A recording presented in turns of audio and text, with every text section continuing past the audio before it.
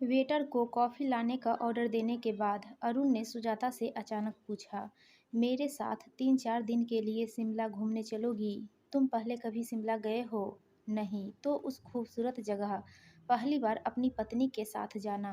तब तो तुम ही मेरी पत्नी बनने को राज़ी हो जाओ, क्योंकि मैं वहाँ तुम्हारे साथ ही जाना चाहता हूँ। यार, एकदम से जल्दबाजी होकर शादी करने का फैसला किसी को नहीं करना चाहिए। अरुण उसका हाथ पकड़कर उत्साहित लहजे में बोला, देखो, तुम्हारा साथ मुझे इतनी खुशी देता है कि वक्त के गुजरने का पता ही नहीं चलता। यह गारंटी मेरी रही कि हम शादी करने के बाद बहुत खुश रहेंगे। उसके उत्साह से प्रभावित हुए बिना सुजाता संजीदा लहजे में बोली, शादी के लिए हाँ या ना करने से पहले मैं तुम्हें आज अपनी पर्सनल लाइफ के बारे में कुछ बातें बताना चाहती हूँ। अरुण अरुण आत्मविश्वास से भरी आवाज़ में बोला, तुम जो बताओगी उससे मेरे फैसले पर कोई असर पड़ने वाला नहीं है। फिर भी तुम मेरी बात सुनो। जब मैं 16 साल की थी तब मेरे मम्मी पापा के बीच तलाक हो गया था।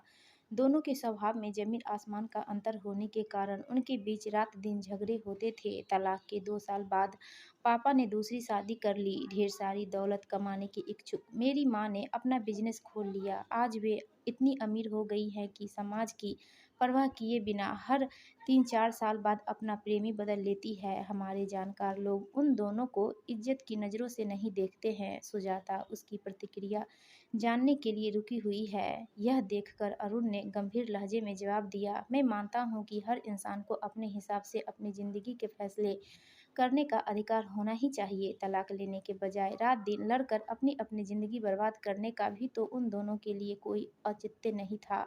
खुश रहने के लिए उन्होंने जो रास्ता चुना वह सबको स्वीकार करना चाहिए। क्या तुम सचमुच ऐसी सोच रखते हो या मुझे खुश करने के लिए ऐसा बोल रहे हो? झूठ बोलना मेरी आदत नहीं है सुजाता।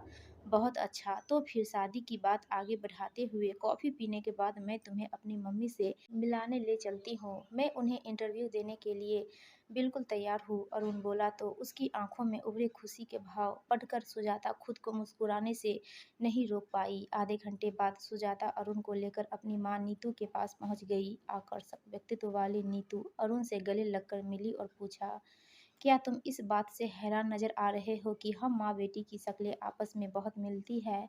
आपने मेरी हैरानी का बिल्कुल ठीक कारण ढूंढा है। अरुण ने मुस्कुराते हुए जवाब दिया, हम दोनों की अक्ल भी एक ही ढंग से काम करती है। वह कैसे? हम दोनों ही जियो और जीने दो के सिद्धांत में विश्वास रखती है। उन लोगों से संबंध रखना हमें बिल्कुल पसंद नहीं है जो हमारी ज़िंदगी में टेंशन पैदा करने की फिराक में रहते हो। मम्मी, अब अरुण से भी इसके बारे में कुछ पूछ लो, क्योंकि यह मुझसे शादी करना चाहता है। सुजाता ने अपनी बातूनी माँ को टोकना उचित समझा था। रियली, यह तो बहुत अच्छी खबर है। नीतू ने एक बार फिर अरुण को गले लगाकर खुश रहने का आशीर्वाद दिया और फिर अपनी बेटी से पूछा, क्या तुमने अरुण को अपने पापा से मिलवाया है?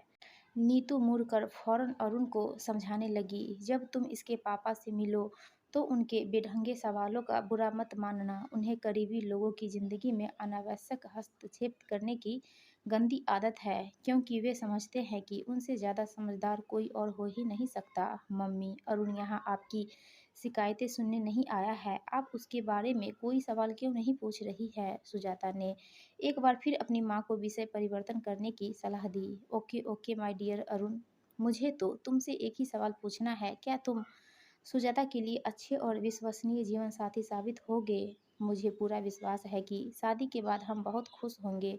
अरुण ने बेझिझक जवाब दिया, मैं नहीं चाहती कि सुजाता मेरी तरह जीवन साथी का चुनाव करने में गलती करे। मेरी सलाह तो यही है कि तुम दोनों शादी करने का फैसला जल्दबाजी में मत करना। एक दूसरे को अच्छी तरह से समझने के बाद अगर तुम दोनों शादी करने का फैसला करते हो तो सुखी विवाहित जीवन के लिए मेरा आशीर्वाद तुम दोनों को ज़रूर मिलेगा। थैंक यू आंटी, मैं तो बस सुजाता की हाँ का इंतज़ार कर रहा हूँ।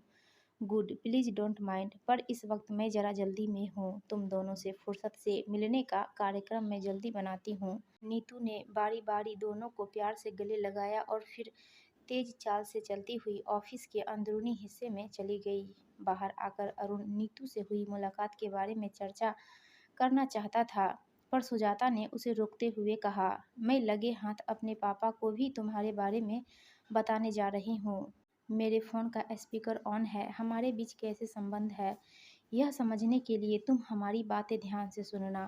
सुजाता ने अपने पापा को अरुण का परिचय देने के बाद जब उसके साथ शादी करने की इच्छा के बारे में बताया तो उन्होंने गंभीर लहजे में कहा, तुम अरुण को कल शाम घर ले आओ। जरा सोच समझकर हमें घर आने का न्योता दो पापा। आप मेरी ज़िंदगी में दिलचस्पी ले रहे हैं, यह देखकर आपकी दूसरी वाइफ नाराज़ तो नहीं होगी ना? सुजाता के व्यंग से तिलमिलाए उसके पापा ने भी तीखे लहजे में कहा, तुम बिल्कुल अपनी माँ जैसी बददिमाग हो गई हो और उसी के जैसे वाहियात लहजे में बातें भी करती हो। पिता होने के नाते मैं तुमसे दूर नहीं हो सकता, वरना तुम्हारा बात करने का ढंग मुझे बिल्कुल पसंद नहीं है। आप दूर जाने की बात मत करिए, क्योंकि आपकी सेकंड वाइफ ने आपको मुझसे पहले ही बहुत दूर कर दिया है। देखो, यह चेतावनी मैं तुम्हें अभी दे रहा हूँ कि कल शाम तुम उसके साथ तमीज़ से पेश। मैं कल आपके घर नहीं आ रही हूँ, अरुण को किसी और दिन आपके ऑफिस ले आऊँगी। तुम बहुत ज़्यादा जिद्दी और बददिमाग होती जा रही हो। थैंक यू एंड बाय पापा। चिढ़े अंदाज में ऐसा कहकर सुजाता ने फ़ोन काट दिया था। अपने मूड को ठीक करने के लिए सुजाता ने पहले कुछ गहरी सांसें ली और फिर अरुण से पूछा, अब बताओ कि तुम्हें मेरे माता पिता कैसे लगे? क्या राय बनाई है तुमने उन दोनों के बारे में? सुजाता, मुझे उन दोनों के बारे में कोई भी राय बनाने की ज़रूरत महसूस नहीं हो रही है। तुम्हें उनसे जुड़कर रहना ही है और मैं उनके साथ हमेशा इज्जत से पेश आता रहूँगा। अरुण ने उसे अपनी राय बता दी। उसका जवाब सुनकर सुजाता खुश होकर बोली, तुम तो शायद दुनिया के सबसे समझदार इंसान निकलोगे। मुझे विश्वास होने लगा है कि हम शादी करके खुश रह सकेंगे। पर क्या? पर फिर भी मैं चाहूँगी कि तुम अपना फाइनल जवाब मुझे कल दो। ओके? कल कब और कहाँ मिलोगी? करने को बहुत सी बातें होंगी, इसलिए पार्क में मिलते हैं। ओके? अगले दिन रविवार को दोनों पार्क में मिले। अरुण की आंखों में तनाव के भाव पढ़कर सुजाता ने मजाकिया लहजे में कहा, यार इतनी ज़्यादा टेंशन लेने की ज़रूरत नहीं है। तुम मुझसे शादी नहीं कर सकते हो। अपना यह फैसला बताने से तुम घबराओ मत।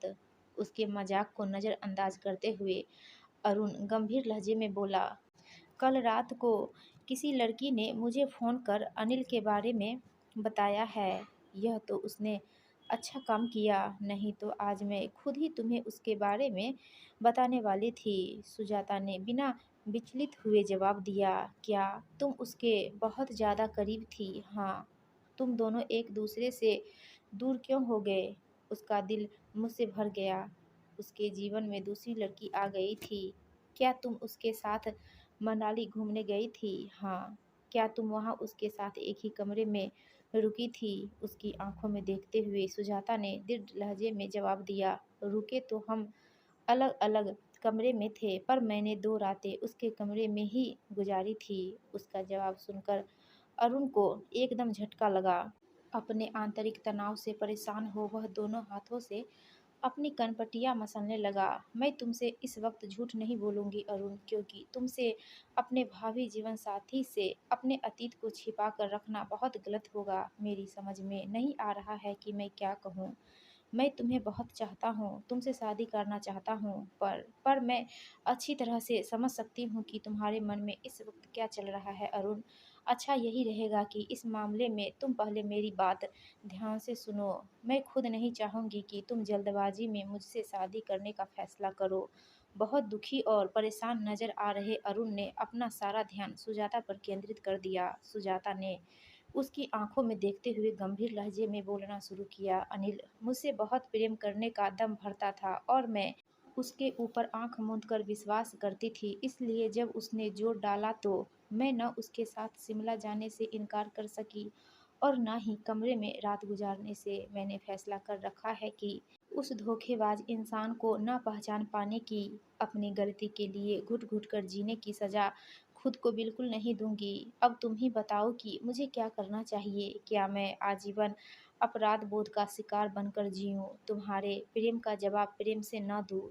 तुमसे शादी हो जाए तो हमेशा डरती कांपती रहूं कि कहीं से अनिल और मेरे अतीत के नज़दीकी रिश्तों के बारे में तुम्हें पता न लग जाए। मैं चाहती हूँ कि तुम भावुक होकर शादी के लिए हाँ मत कहो। तुम्हें अनिल के बारे में पता है, मेरे माता-पिता के तलाक, उनकी जीवन शैली और उनके मेरे तनाव भरे रिश्तों की जानकारी अब तुम्हें है।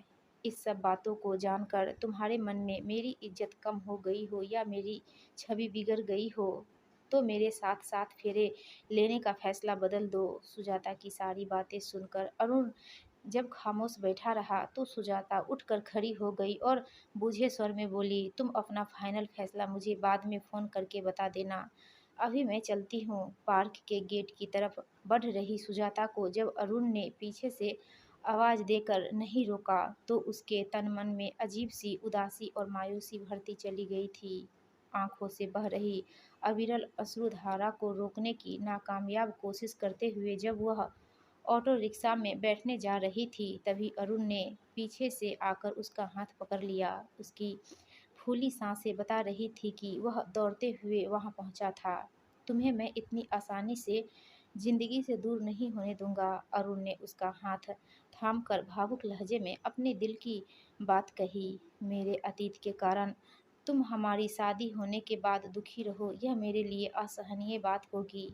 अच्छा यही रहेगा कि हम दोस्त। उसके मुंह पर हाथ रखकर अरुण ने उसे आगे बोलने से रोका और कहा, जब तुम चलते चलते मेरी नज़रों से ओझल हो गई तो मेरा मन एकाएक गहरी उदासी से भर गया था। वह मेरे लिए एक महत्वपूर्ण फैसला करने की घड़ी थी और मैंने फैसला कर लिया है। मेरा फैसला है कि मुझे अपनी बाकी की ज़िंदगी तुम्हारे ही साथ गुजारनी है। अरुण भावुक होकर जल्दबाजी में उसके कहे पर ध्यान दिए बिना बहुत खुश नजर आ रहा अरुण बोले जा रहा था, मेरा यह अहम फैसला दिल से आया है स्वीट हार्ट। अतीत में किसी और के साथ बने संबंध को हमारे आज के प्यार से ज़्यादा महत्व देने की मूर्खता मैं नहीं दिखलाऊंगा। Will you marry me? पर अब ज़्यादा भाव मत खाओ और फटाफट हाँ कर दो। अरुण ने अपनी बाहें फैला दी। हाँ, खुशी से कांप रही आवाज़ में अपनी रजामंदी प्रकट करने के बाद सुजाता अरुण की बाहों के मजबूत घेरे में कैद हो गई। दोस्तों, आपको ये कहानी अच्छी लगी हो तो प्लीज़ वीडियो को लाइक कीजिएगा और चैनल को सब्सक्राइब